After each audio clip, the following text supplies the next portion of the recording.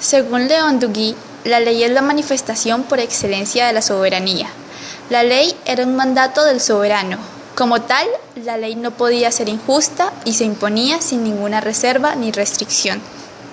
Pueden presentar proyectos de ley los miembros del Congreso, la Corte Constitucional, la Corte Suprema de Justicia, el Consejo de Estado, el Consejo Superior de la Judicatura, el Consejo Nacional Electoral, el Gobierno a través del Ministro del Ramo, el Procurador General de la Nación, el Contralor General de la República, el Defensor del Pueblo, el 30% de los concejales o diputados electos en el país, los ciudadanos en el número equivalente al menos al 5% del censo electoral. Según el artículo 155 de la Constitución Política de Colombia y el artículo 140 de la Ley Quinta de 1992. Procedimiento para aprobar una ley. Primero, presentación del proyecto de ley. Se presenta el original y 2 copias en la Secretaría del Senado, de la Cámara de Representantes o públicamente en las plenarias. Segundo, traslado a comisión y ponencia para primer debate. Tercero, debate en comisión. Cuarto, ponencia para segundo debate. Quinto, debate en Cámara Plena. Sexto, traslado a otra Cámara. Aprobado nuevamente el proyecto de ley en Cámara Plena, será enviado a la Presidencia para su sanción. Existen 6 tipos de leyes. Primero, leyes ordinarias. Son la regla general. Son todas aquellas que no tienen trámites ni características especiales. Segundo, leyes marco. Como ley marco se conocen las disposiciones generales que regulan actividades específicas, es decir, que definen los objetivos y principios sobre los cuales se desarrollan actividades tales como las políticas de crédito público, de comercio exterior, de cambio internacional, el régimen de aduanas, la actividad financiera y de captación de recursos del público, es decir, los ahorradores, así como la remuneración y las prestaciones sociales de los servidores públicos.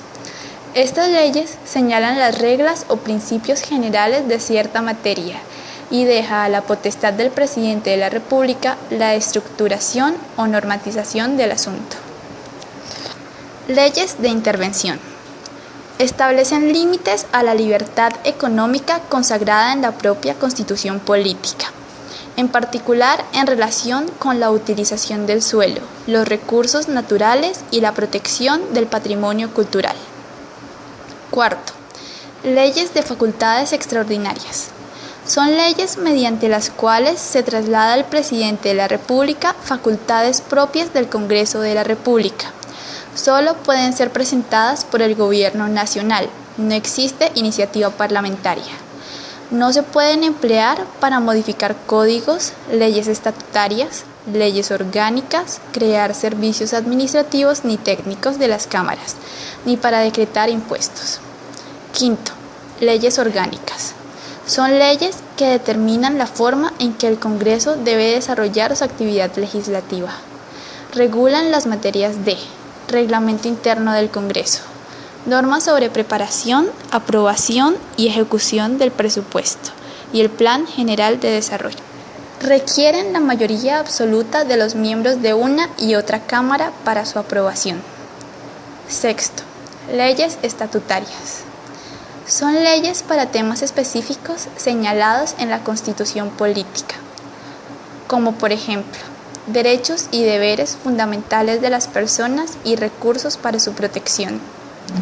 Administración de justicia. Organización y régimen de los partidos políticos.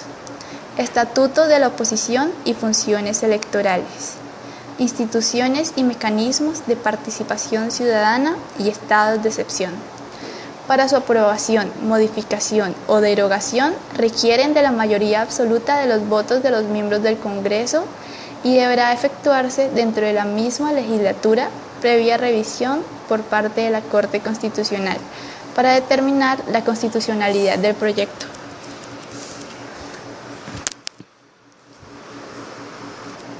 Decretos. Son disposiciones emanadas de la rama ejecutiva del poder público, que según el grado de la autoridad administrativa que los dicte, toman las siguientes denominaciones. Primero, decretos presidenciales. Pueden ser ordinarios, extraordinarios, legislativos y ejecutivos. Segundo, decretos de los gobernadores, que pueden ser a. En uso de las facultades que le conciernen como agentes del Gobierno Nacional. B. Expedidos en desarrollo de autorizaciones especiales, precisas y pro tempore, contenidas en las ordenanzas dictadas por la respectiva Asamblea Departamental. Y C. Reglamentarios para cumplir ejecución de las ordenanzas y en su carácter de jefe de la administración departamental. Y por último, decretos de los alcaldes. Ordenanzas. Son disposiciones de carácter general obligatorias dentro del respectivo territorio departamental que dictan las asambleas que funcionan en cada departamento, de acuerdo con lo que para el efecto señala la Constitución Nacional. No pueden ser contrarias a las normas constitucionales, las leyes ni los reglamentos ejecutivos. Acuerdos. Son disposiciones de obligatorio cumplimiento dentro del territorio de un municipio dictadas por el Consejo Municipal. No pueden ser contrarios o extralimitar lo dispuesto en las ordenanzas o en los reglamentos de los gobernadores, mucho menos lo señalado en los reglamentos ejecutivos, las leyes o en los preceptos constitucionales. Resoluciones. Son providencias administrativas que tienen por objeto reglamentar puntos especiales del servicio público o decidir cuestiones de fondo sobre contratos y en general poner términos a las actuaciones administrativas cuando ellas hayan tener un efecto determinado en Colombia sobre las solicitudes que formulen los ciudadanos de conformidad con la Constitución y la ley, o decidir definitivamente por la vía gubernativa sobre los asuntos en que tenga interés o haya de resultar interesado un particular. Según el funcionario que las expida, se denominan de la siguiente manera. Primero, ejecutivas. Cuando las expide el presidente de la República con su respectivo ministro del despacho y en uso de sus facultades legales. Segundo, ministeriales. Son firmadas únicamente por el respectivo ministro. Tercero, de asambleas. Son actos que tienen por objeto la ejecución de un hecho especial que no impone obligaciones ni crea derechos a los asociados. Cuarto, de gobernadores. Son las resoluciones dictadas por estos agentes de gobierno, ya sea en uso de sus atribuciones como tales o como jefes de la administración departamental. Quinto, de alcaldes. Son dictadas por estos funcionarios como jefes de la administración municipal y en uso de las atribuciones que como tales les corresponden, relativas a los servicios públicos de su jurisdicción o de carácter reglamentario. Sexto, de funcionarios. Son dictadas por los funcionarios de orden nacional a quienes corresponde, en virtud de atribuciones asignadas por la ley o por reglamentos. Asimismo, los funcionarios subalternos de las gobernaciones o alcaldías pueden dictar esta clase de providencias cuando para ello tengan facultades fijadas en reglamentos, ordenanzas o acuerdos. Según Duguí, las leyes locales son lo que hoy conocemos como descentralización. Todo sistema en el que las circunscripciones territoriales más o menos extensas se hayan sometido a las leyes que se aplican exclusivamente a ellas y considerados como hechos para ellas y en su nombre por órganos que son sus representantes.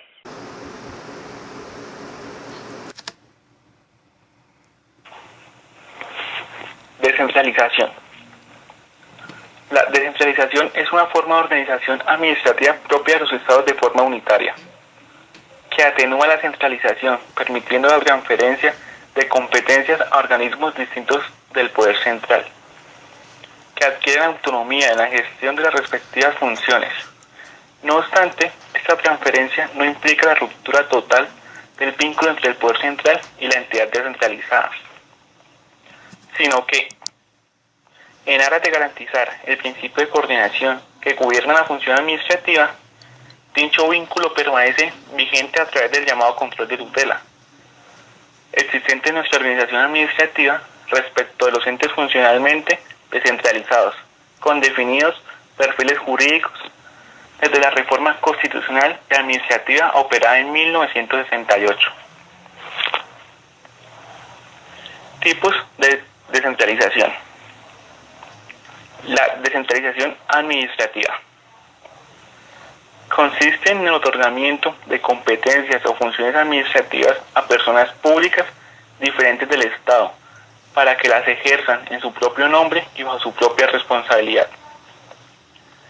La descentralización administrativa presenta tres modalidades principales: descentralización territorial, descentralización por servicios y descentralización por colaboración. Descentralización territorial es el otorgamiento de competencias o funciones administrativas a las colectividades regionales o locales para que las ejerzan en su propio nombre y bajo su propia responsabilidad. Es decir, que se les otorga a las colectividades locales cierta autonomía para que se manejen por sí mismas. En Colombia, esta descentralización se manifiesta en la existencia de los departamentos, distritos y los municipios que reciben el nombre de entidades territoriales. Descentralización por servicios. Es el otorgamiento de competencias o funciones de la administración a entidades que se crean para ejercer una actividad especializada. En el derecho colombiano, esta descentralización se traduce en la existencia de establecimientos públicos, empresas industriales y comerciales del Estado, sociedades públicas y sociedades de economía mixta, superintendencias, cuyo objeto principal sea el ejercicio de funciones administrativas, la prestación de servicios públicos o la realización de actividades industriales o comerciales con personería jurídica, autonomía administrativa y patrimonio propio. Descentralización por colaboración. Es el otorgamiento de competencias o funciones de la administración a particulares para que las ejerzan en nombre de ella. Esta descentralización presenta algunos ejemplos tradicionales en Colombia, como son los casos de actividad notarial, registro público de comercio en manos de las cámaras de comercio.